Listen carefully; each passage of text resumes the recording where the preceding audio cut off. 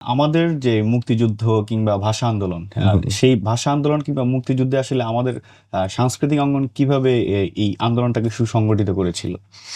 আমি যেটি বললাম, আপনি যদি এভাবে ইন্ডিভিজুয়ালি ভাবেন তাহলে আপনি দেখতে পাবেন। সেটি হচ্ছে যে আমরা যদি ভাষা আন্দোলন থেকে আসি, দেখুন ৪৮ থেকে ৫২ এটাই তো আমাদের ভাষা আন্দোলনের একেবারে সবচাইতে মানে কি কোর বলে পয়েন্ট।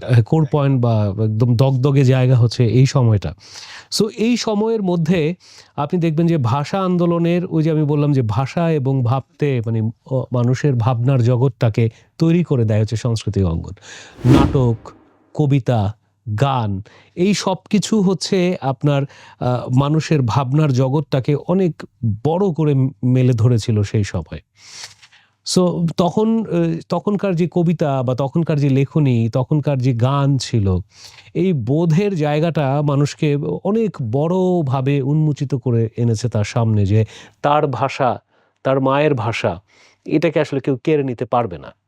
এই বোধ তৈরি করেছে কিন্তু সংস্কৃতি অঙ্গন।